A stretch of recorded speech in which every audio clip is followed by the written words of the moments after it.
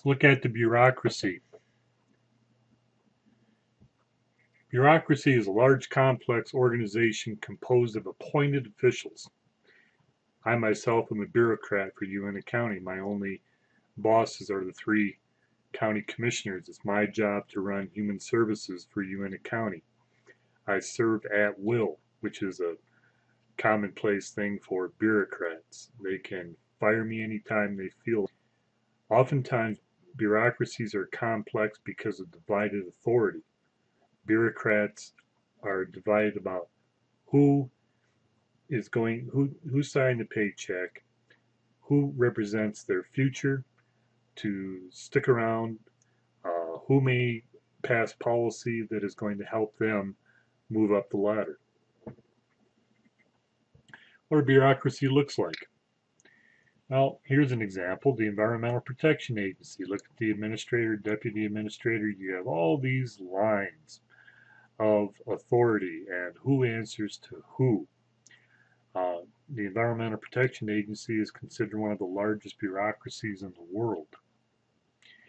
American democracies have their three political influences on the bureaucracy. You have divided political authority between the president and Congress. Again, bureaucrats have to divide their authority between the person who's coming up with the policy and tells them what to do and Congress, which may or may not give them more money or more power to do what they need to do. The feds share functions with state and local officials who also are going to go by and implement policy, which may come down from Washington, D.C., may come down from the state capitol. Government agencies are facing greater public scrutiny due to the expansion of personal rights. That you have laws that require are called sunshine laws, whereby bureaucracies must show what they're doing, keep their budgets open to the public. You have First Amendment freedoms, which require that individual citizens can ask for and receive information about different agencies. Growth of the bureaucracy early in United States history, the Constitution doesn't mention any departments, doesn't mention anything about a cabinet. The president was given sole removal powers of those people whom he put in charge of implementing policy. Then the 1930s came and the Great Depression and the New Deal, and the people demanded more regulation by the government, which exponentially grew bureaucratic departments. Before the New Deal, you had minute national government.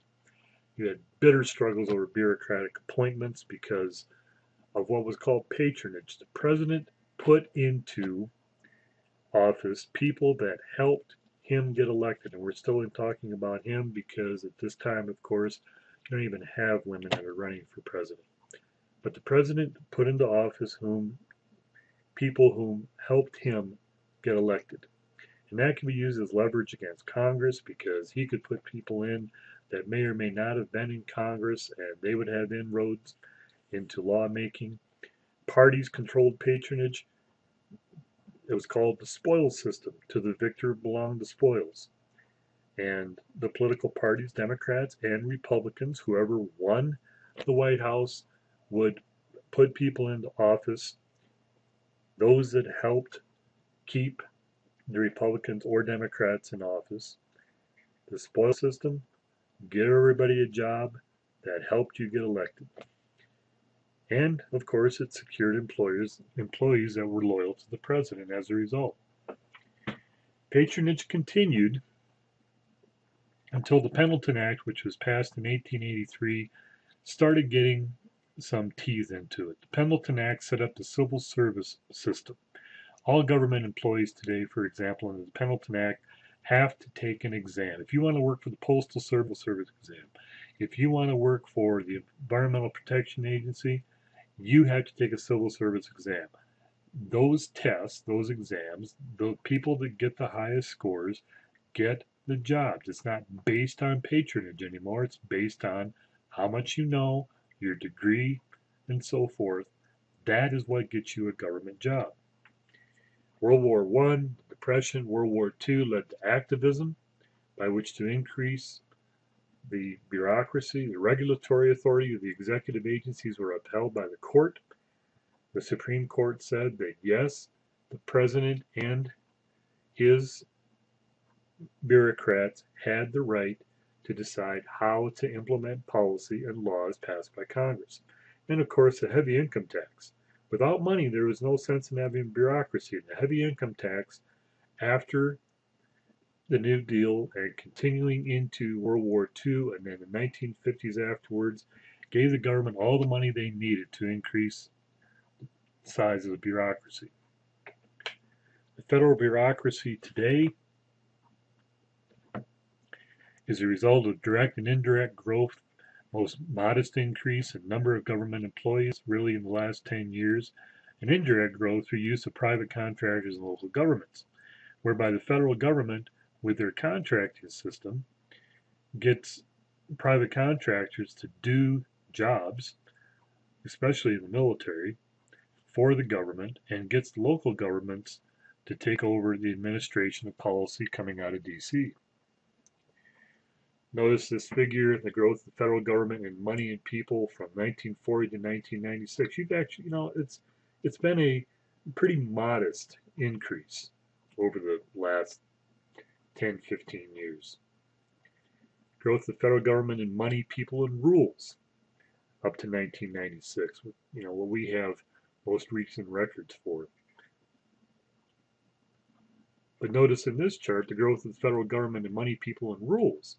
Numbers of regulations, because the attitude, the political culture of the people has demanded that there be more regulations for what the government's responsible for.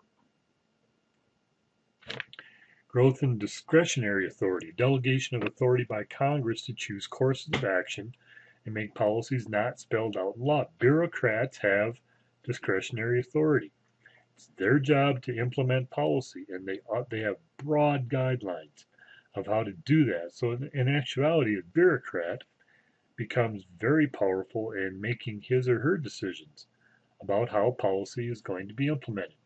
The primary areas of deregulation have occurred in subsidies and grants from the federal government, whereby you have bureaucrats at the local and state level deciding how those grants are going to be administered. Office of Personnel Management. How do they recruit people for bureaucratic jobs? Competitive and accepted service. The accepted service is exactly that. They're at-will employees. Competitive, by the civil service exam, once you get a government job, basically in for life, unless you really do something dumb and are fired. Your name is requested and submitted for middle and upper level jobs, a request of Congress or because agency wants to hire a particular person. In the buddy system, so the higher up jobs, you still have a means by which to get the person you want. The senior executive services for higher level positions, particularly in the Secret Service.